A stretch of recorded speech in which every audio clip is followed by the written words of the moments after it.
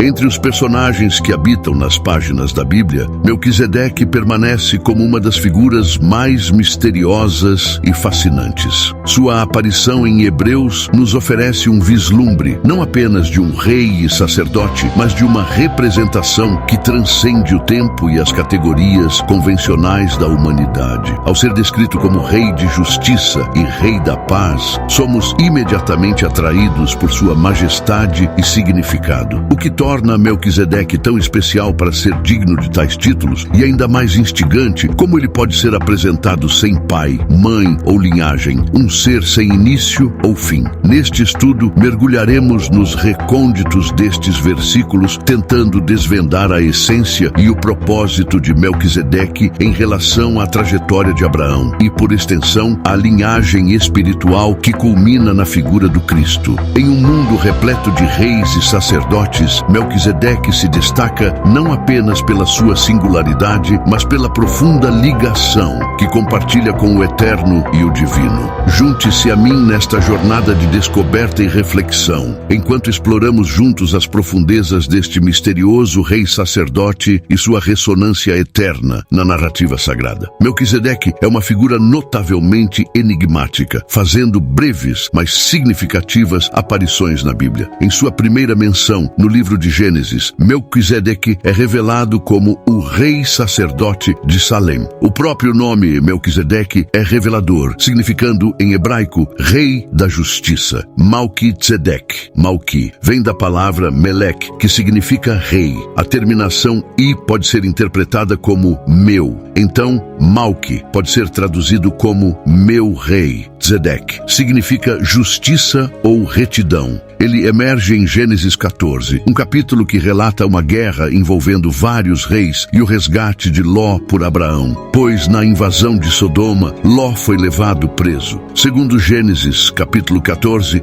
versículo 12, apossaram-se também de Ló, filho do irmão de Abrão, que morava em Sodoma, e dos seus bens, e partiram. Curiosamente, Abraão é apresentado não apenas como um patriarca, mas também como um líder militar de destaque, conforme Gênesis capítulo 14, versículos 14 e 15. Quando Abrão ouviu que seu parente fora levado prisioneiro, mandou convocar os melhores 318 homens treinados para a guerra, nascidos em sua propriedade, e partiu em perseguição para os inimigos de Dan. Atacou-os durante a noite em grupos, e assim os venceu, perseguindo-os até Robá, ao norte de Damasco. No rescaldo da guerra, ocorre um encontro notável, conforme Gênesis capítulo 14, versículos 18 e 19. Então, Melquisedeque, rei de Salém e sacerdote do Deus Altíssimo, trouxe pão e vinho e abençoou Abrão, dizendo: Bendito seja Abrão pelo Deus Altíssimo, que criou os céus e a terra. A natureza e origem de Melquisedeque permanecem um mistério. No entanto, é evidente sua elevada posição espiritual, dada a forma como Abraão o reverencia, dando-lhe o dízimo de tudo. Seja louvado o Deus Altíssimo, que entregou teus inimigos nas tuas mãos. Então, Abrão lhe entregou o dízimo de tudo. Além disso, refletindo sobre a bênção de Noé a seus filhos após o dilúvio, percebemos um destaque especial a Sem, e acrescentou: Bendito seja o Senhor, o Deus de Sem, e seja Canaã seu escravo. Esta bênção reflete a elevada posição de Sem, que, segundo a tradição, poderia ser identificado com Melquisedeque. Enquanto Jafé foi abençoado com expansão, Sem recebeu uma bênção espiritual, indicando que o divino habitaria entre seus descendentes. Que Deus amplie o território de Jafé, habite ele nas tendas de Sem, e seja Canaã seu escravo. Deus abençoou Noé e sua família, e mostrou claramente a sua vontade de que a terra fosse habitada. Deus abençoou Noé e seus filhos, e determinou-lhes: Sede fecundos, multiplicai-vos, enchei a terra. Então declarou Deus a Noé e a seus filhos que estavam com ele: Eis que estabeleço minha aliança convosco e com os vossos descendentes depois de vós. Colocarei o meu arco nas nuvens, e ele se tornará um sinal fulgurante da aliança entre mim e a terra. As águas do dilúvio não lavaram completamente as imperfeições humanas, pois o pecado de Cam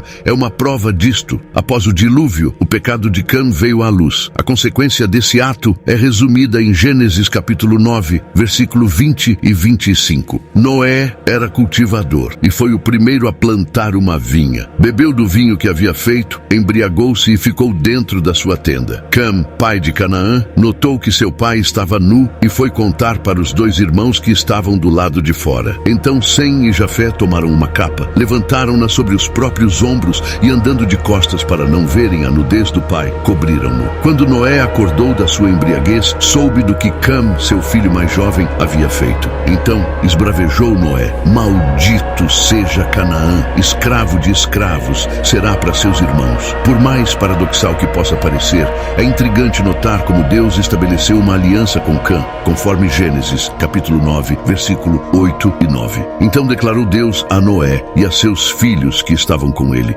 eis que estabeleço minha aliança convosco e com os vossos descendentes depois de vós. Além disso, descobrimos que a terra de Israel, a terra escolhida, é referida em toda a Bíblia como a terra de Canaã, que é a semente amaldiçoada de Cam. Levou consigo sua esposa Sarai, seu sobrinho Ló, todos os bens que haviam conseguido amealhar e todos os escravos comprados em Harã. Tomaram o rumo das terras de Canaã e lá chegaram. Então o Senhor apareceu a Abrão e lhe prometeu: é à tua descendência que darei esta terra. E Abrão construiu ali um altar dedicado a Yahvé, porquanto ali o Senhor havia aparecido e falado com ele. Ao nos voltarmos a Sem, percebemos sua longevidade. Ele viveu 600 anos. Em Gênesis, capítulo 10, versículo 22, nos é revelado que após o dilúvio, com 100 anos, Sem gerou Arfaxade. Estes foram os filhos de Sem: Elão, Assur, Arfaxade, Lude e Arã. As linhagens de Sem são vastas, dando origem a povos influentes como os assírios, elamitas e arameus. Este grupo, chamado Nações Semíticas, também inclui judeus e árabes. O destino da terra, segundo as Escrituras, foi inicialmente destinado a Canaã. No entanto,